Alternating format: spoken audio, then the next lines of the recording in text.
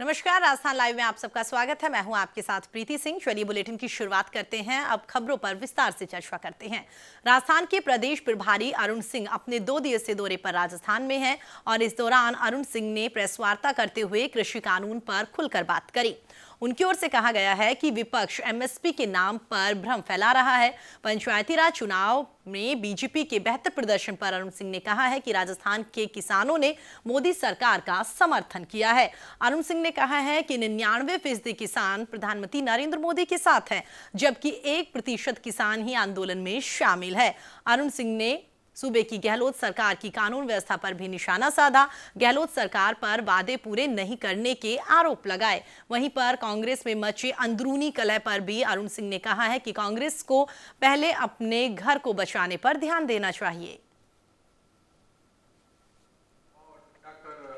भीमराव अम्बेडकर जी तो है ही है, इनके सबके जीवन से प्रेरणा लेकर के आप काम करेंगे। और आज इसलिए मैं कह रहा हूं कि यह इसलिए आवश्यकता है कि स्थिति देखिए, जो कांग्रेस का ग्राफ कैसे धीरे धीरे नीचे जा रहा है। आपने कर्व देखा होगा, कर्व में कांग्रेस चुनाव में 0.5% वोट हमसे आगे थी, लेकिन लगातार धीरे धीरे धीरे धीरे धीरे वो नीचे जा रही है और भारतीय जनता पार्टी ऊपर जा रही है।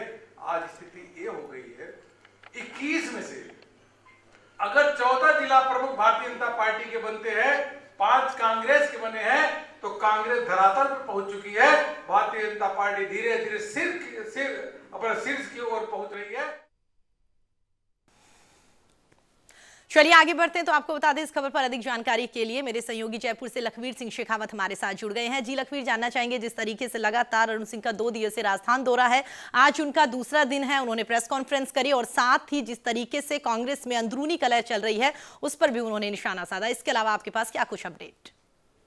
देखिए, बताना चाहूंगा, प्रदेश प्रभारी नियुक्त होने के बाद अरुण सिंह 2 दिवसीय दौरे पर आए हैं। आज दूसरा दिन है। प्रदेश भाजपा मुख्यालय में उन्होंने पत्रकारों को संबोधित किया। विशेष तौर पर अगर देखा जाए, जांचा जाए, झांपा जाए, तो उनका ये दौरा वाकई में बहुत महत्वपूर्ण है, क्योंकि राजस्थान के लिहाज से संगठन को मजबूत करने के लिए और प्रदेश भाजपा को एक मुखी करने के लिए, एक मंच पर लाकर खड़ा करने के लिए उनके ऊपर बड़ी जिम्मेदारी है। उसी के लिए कल पदाधिकारियों से रूबरू भी हुए। उन्होंने तमाम जो रणनीतियां थी, तैयारियां थी, उसको अंजाम भी दिया। आज अगर प्रेस वार्ता की बात की जाए तो एक प्रदेश प्रभारी का जो रोल होता है उसको उन्होंने बखूबी निभाया। प्रदेश में विपक्ष की भूमिका में भारतीय जनता पार्टी है, उसको भी मद्देनजर ध्यान रखा और केंद्र में जिस प्रकार से किसान बिलों का जो आक्रोश हो रहा है, विरोध हो रहा है, उसको भी पॉइंट आउट करते हुए कुछ पार्टी की विचारधारा की बात अरुण सिंह ने खासतौर पर प्रदेश बीजेपी की एकजुटता का मैसेज देने की कोशिश करी कि प्रदेश भाजपा एकजुट है, कोई भी अंदरूनी कलह नहीं है। हालांकि जो वरिष्ठ नेता जिनकी गैर मौजूदगी इस दौरे के दौरान रही है, जिसमें सबसे प्रमुख नाम पूर्व मुख्यमंत्री वसुंधरा राजे का है, उस पर जवाब देते हुए उन्होंने कहा है कि फिलहाल कोर ग्रुप की बैठक नहीं थी। जब उनका अगला प्रवास होगा, जो कि 15 दिन बाद बताया जाएगा, तब कोर ग्रुप की बैठक बुलाई जाएगी और उसमें देखने वाली बात होगी कि कौन कौन उपस्थित होंगे। वहीं भारतीय जनता पार्टी के रिलेटेड उन्होंने कहा कि प्रदेश में भारतीय जनता पार्टी का जनता के बीच में कोई भी विरोध नहीं है, क्योंकि जिस प्रकार से पंचायती राज संस्थान के चुनाव में भारतीय जनता पार्टी को जन समर्थन मिला है, जिस प्रकार से पहली बार ऐसा हुआ है इतिहास में कि आजादी के बाद की सत्ता के खिलाफ कहीं ना कहीं जनता में आक्रोश देखने को मिला है।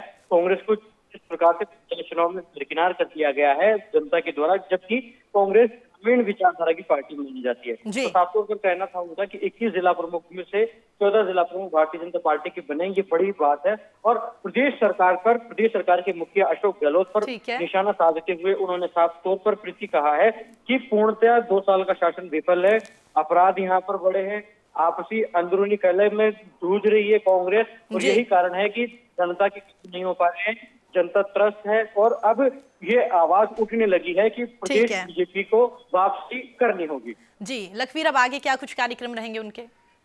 देखिए, अभी प्रदेश भाजपा मुख्यालय से निकले उन्हें कम से कम भी 1.5 घंटे का समय हो गया है। टिकट जाने का कार्यक्रम है। 2:30 बजे का प्रस्तावित कार्यक्रम बताया जा रहा है कि वो वहां पर किसान चौपाल को संबोधित करेंगे, किसानों से बातचीत करेंगे और उन्हें जो कृषि कानून आए हैं, कानून में वो है उसके हित की बात है, उनसे रूबरू करवाएंगे। सीकर जाते समय उनका तमाम जगहों पर भव्य स्वागत भारतीय जनता पार्टी के कार्यकर्ताओं द्वारा किया जाएगा, जयपुर से लेकर सीकर तक के मार्ग में। तो ऐसे माना जा रहा है कि थोड़ा लेट भी हो सकते हैं, 2:30 बजे का कार्यक्रम प्रस्तावित है, लेकिन 3 सवा 3 भी बज सकते हैं। उसके बाद किसान चौपाल को संबोधित करने के बाद, वहां के कार्यकर्ताओं से मिलने के बाद वहां पर पत्रकारों से भी बात अरुण सिंह कर सकते हैं। और उसके बाद का कार्यक्रम उनका है सालासर बालाजी जाने का, वहां जाकर वो सालासर बालाजी के दर्शन करेंगे। ठीक है, शाम को दिल्ली लौटने का कार्यक्रम प्रस्तावित है। चलिए लखवीर, हमारे साथ जुड़ने के लिए और तमाम जानकारी देने के लिए आपका बहुत बहुत धन्यवाद।